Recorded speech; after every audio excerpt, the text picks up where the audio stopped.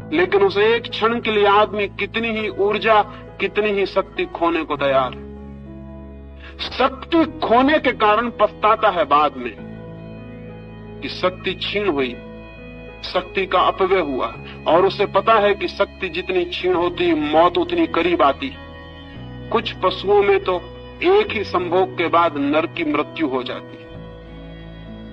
कुछ कीड़े तो एक ही संभोग कर पाते हैं और संभोग करते ही करते समाप्त हो जाते हैं। अफ्रीका में एक मकड़ा होता है, वो एक ही संभोग कर पाता है और संभोग की हालत में ही मर जाता है, इतनी ऊर्जा छीन हो जाती है। मनुष्य को यह अनुभव में आ गया बहुत पहले कि सेक्स का अनुभव शक्ति को छीन करता है, जीवन ऊर्जा कम होती है और धीरे धीरे मौत करीब आती है। पछताता है आदमी, लेकिन इतना पछताने के बाद फिर पाता है कि कुछ घड़ियों के बाद फिर वही आतुरता है। निश्चित ही इस आतुरता में कुछ और अर्थ है जो समझ लेना जरूरी। सेक्स की आतुरता में कोई रिलीजियस अनुभव है, कोई आत्मिक अनुभव है। उस अनुभव को अगर हम देख पाएं तो हम सेक्स के ऊपर उठ सकते हैं। अगर उस अनुभव को हम न देख पाएं तो हम सेक्स में ही जिएंगे और मर जाएंगे। उस अनुभव को अगर हम देख पाएं, अंधेरी रात है और अंधेरी रात में बिजली चमकती, बिजली की चमक अगर हमें दिखाई पड़ जाए और बिजली को अगर हम समझ लें तो अंधेरी रात को हम मिटा भी सकते हैं। लेकिन अगर हम ये समझ लें कि अंधेरी रात के कारण बिजली चमकती है तो फिर हम अंधेरी रात को और घना करने की कोशिश करेंगे ताकि बिजली चमके। सेक्स की घटना में बिजली चमकती है, एक वो सेक्स से अतीत है, ट्रांसेंड करती है, पार से आती। उस पार के अनुभव को अगर हम पकड़ लें तो हम सेक्स के ऊपर उठ सकते हैं, अन्यथा नहीं। लेकिन जो लोग सेक्स के विरोध में खड़े हो जाते हैं वे अनुभव को समझ भी नहीं पाते कि वो अनुभव क्या है। वे कभी ये ठीक विश्लेषण भी नहीं कर पाते कि हमारी आतुरता किस चीज के लिए।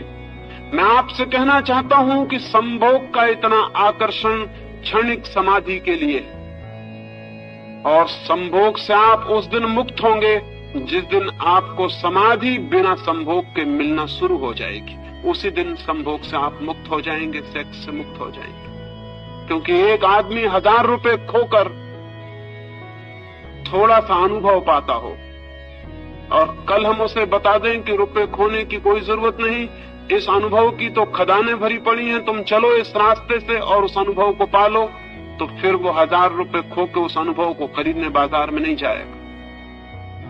सेक्स जिस अनुभूति को लाता है, अगर वो अनुभूति किन्हीं और मार्गों से उपलब्ध हो सके तो आदमी का चित्त सेक्स की तरफ बढ़ना अपने आप बंद हो जाता है, उसका चित्त एक नई दिशा लेना शुरू कर देता है।